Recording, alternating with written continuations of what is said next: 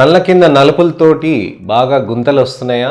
కళ్ళ కింద గుంతలతోటి నలుపుతోటి మీ ఫోటోగ్రాఫ్స్లో బాగా డల్గా టైర్డ్ లుక్ అన్నట్టుగా ఉందా? అలాంటప్పుడు ఇలాంటి ట్రీట్మెంట్స్ అనేది తీసుకోవచ్చు అనే దాని గురించి నేను ఇవాళ వివరిస్తాను. నేను మీ doctor Raj Kirit, సెలెస్టీ skin laser and hair clinic Jubilee Hills హైదరాబాద్లో chief consultant dermatologist and hair transplant సర్జన్గా practice చేస్తున్నాను. ఇవాళ నేను ఒక కామెంట్కి వీడియో రిప్లై చెప్తున్నానండి. వీడియో రిప్లై ఎందుకు అనంటే, ఒక ఇండివిజువల్ వారి ప్రాబ్లంకి సమాధానం చెప్తే కనీసం కొన్ని లక్షల మందికైనా వాళ్ళకి సఫర్ అవుతున్న ప్రాబ్లంకి సరైన కారణాలు, అలానే సరైన ట్రీట్మెంట్ ఏమేమి ఆప్షన్స్ ఉంటాయని తెలుసుకుంటారనే ఉద్దేశంతో నేను చెప్తున్నాను. అయితే ఇవాళ నా వీక్షకులు ఒకరు నాగలక్ష్మి బి గారు అంటున్నారండి, hi sir, I have dark circles around ice since 5 years. Ice ఎప్పుడు లోపలికి పోయినట్టుగా గుంతకళ్ళు పడ్డట్టుగా ఉంటున్నాయి, సొల్యూషన్ చెప్పండి, థ్యాంక్ యూ అని అన్నారు. నాగలక్ష్మి గారు, చాలా మంచి ప్రశ్న అండి. చాలామందికి ఈ ప్రాబ్లమ్స్ అనేది ఎక్కువగా ఉంటుందండి.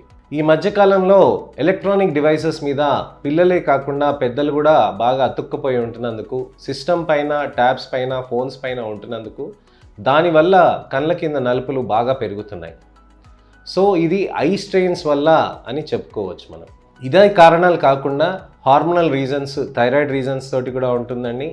అలానే ఇతరత్ర ప్రాబ్లమ్స్ తోటి కూడా, న్యూట్రిషనల్ డెఫిషియన్సీస్ వల్ల, అంటే ఆహార లోపాల వల్ల, అలానే అనీమియా వల్ల, రక్తహీనత వల్ల, హిమోగ్లోబిన్ తక్కువ ఉండటం వల్ల, అలానే ఇతరత్ర కారణాలు కూడా ఉంటాయి అన్నమాట. అయితే కామనెస్ట్ ప్రాబ్లం ఏంటి అని అంటే, ముఖ్యమైనది నిద్ర టైంకి ఉండకపోవటం. చాలామంది వచ్చి నాకు చెప్తారు, సార్ నేను రాత్రి అట్లీస్ట్ పడుకున్నా కానీ నేను 8 గంటలు పడుకుంటానని. మీరు దయచేసి గమనించాల్సింది ఏంటంటే, 8 గంటలు పడుకుంటాను, 9 గంటలు పడుకుంటానంటే కుదరదండి. మీరు రాత్రి 8:30, 9:30, 10 మీరు నిద్రపోవటం మొదలుపెట్టి ఉదయం ఎప్పటి వరకైనా మీరు నిద్రపోవటం అనేది చేయాలన్నమాట. అలా చేస్తేనే మీకు కళ్ళకి బాగా రెస్ట్ అనేది ఉంటుందన్నమాట. నేను నా పేషెంట్స్కి చాలామందికి చెప్తాను, సూర్యోదయంకి సూర్యాస్తమయంకి మన బాడీ, మన శరీరం అనేది సింక్ అయి ఉంటుందన్నమాట. అంటే అది దాని ప్రకారంగా అది అలా వెళ్తూ ఉంటుందన్నమాట. సో కంటి కింద నల్ల మచ్చలు వస్తున్నాయి అని అంటే, మీరు సరైన సమయానికి నిద్రపోకుండా ఉంటే శరీరంలో అనివార్య మార్పులు అనేటివి జరుగుతూ ఉంటాయి అన్నమాట. ఎందుకనంటే శరీరంలో సూర్యోదయం సూర్యాస్తమయానికి ఉంటుంది. ఎలా ఉంటుందనంటే, మీరు బయాలజికల్ క్లాక్ అని అంటాం అనమాట. ఈ బయాలజికల్ క్లాక్ తోటి మనం గమనించాల్సింది ఏంటంటే, ఒకవేళ ఎక్కడైనా కానీ మనకి ఏ టైంలో అయినా కానీ మనం ఆహారం తింటున్నాం అనుకోండి, అదే సమయానికి మళ్ళీ ఆకలేస్తుంది. అంటే ఉదాహరణకి మీరు రోజు 8 గంటలకి మీరు భోజనం చేస్తున్నారనుకోండి, బ్రేక్ఫాస్ట్ చేస్తున్నారనుకోండి, మీరు నెక్స్ట్ డే కూడా 8 గంటలకు ఆకలేస్తుంది. రోజు మధ్యాహ్నము 2, 3 మీరు భోజనం చేస్తున్నారనుకోండి, 2, 3 మీకు ఆకలేస్తుంది. మీ శరీరానికి సమయాన్ని చూసుకోదు, కానీ ఎలా ఆ టైంకి ఆకలేస్తుంది? ఎందుకనంటే ఆ శరీరం అనేది మనకి ఆ టైం ప్రకారంగా అలవాటు పొందిపోతుంది అనమాట. సో ఈ బయాలజికల్ క్లాక్ అనేది మనకి అన్నిటికీ బాడీలో, శరీరంలో ఉన్న ప్రతి అవయవానికి ఒక సమయం అనుకూలంగా ఒక హార్మోన్స్ కానీ కెమికల్స్ కానీ రిలీజ్ చేస్తూ ఉంటుంది. సో మీరు ఒకవేళ ఆ సమయానికి మీరు నిద్రపోలేదనుకోండి, ఆ టైంకి మీకు ఇది ప్రాబ్లం అవుతుంది అనమాట. రెండోది ముఖ్యమైనది ఏంటంటే, మీకు సమయానికి అంటే రాత్రి 2కి ఒక హార్మోన్ రిలీజ్ అవుతుంది, 4కి ఒక హార్మోన్ రిలీజ్ అవుతుంది, ఉదయం 6కి ఒకటి హార్మోన్ రిలీజ్ అవుతుంది, 8కి ఒకటి హార్మోన్ రిలీజ్ అవుతుంది. సో ఇలా సమయానికి అనుగుణంగా మనకి అది శరీరంలో హార్మోన్స్ అనేటివి రిలీజ్ అవుతాయి. మీరు ఒకవేళ సరైన సమయానికి నిద్రపోకపోతే బాడీ ఆ టైంని పుష్ చేస్తుంది అనమాట.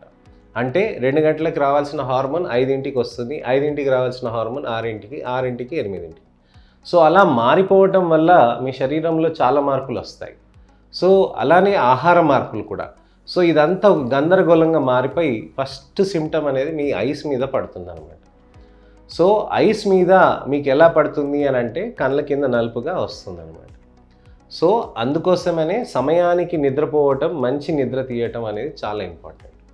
సో ఆ డల్ లుక్, టైర్డ్ లుక్ అనేది వచ్చింది అని అంటే, మీకు ఖచ్చితంగా మీరు చూసుకోవాల్సింది ఏంటంటే, మీరు సమయానికి నిద్రపోవటం, మంచి నిద్ర ఉండటం, అలానే 8 గంటలు 10 గంటలు నిద్ర ఉండటం అనేది చాలా ముఖ్యం. పిల్లల్లో కూడా అండి, వాళ్ళకి చదువులు బాగా స్ట్రెస్ ఉండటం, అలానే ఎలక్ట్రానిక్ డివైసెస్ ఉండటం వల్ల కూడా ఇది అవుతూ ఉంటుంది. నిద్ర కూడా సరిగ్గా పోరనమాట. ఇప్పుడు కొత్తగా effect of blue light on skin అని చెప్పి ఒకటి బాగా యాక్టివ్గా బాగా వైరల్గా తెలుస్తుందన్నమాట. ఎందుకు అంటే స్కిన్ మీద బ్లూ లైట్ అని అంటే మన ఎలక్ట్రానిక్ డివైసెస్ మొబైల్ నుంచి వచ్చే ఆ లేయర్ ఆ రేడియేషన్ వల్ల మన చర్మం పైన ఏమేమి డ్యామేజ్ అవుతుందనే దానికి స్టడీ చేస్తూ మనం తెలుసుకుంటున్నాం అనమాట.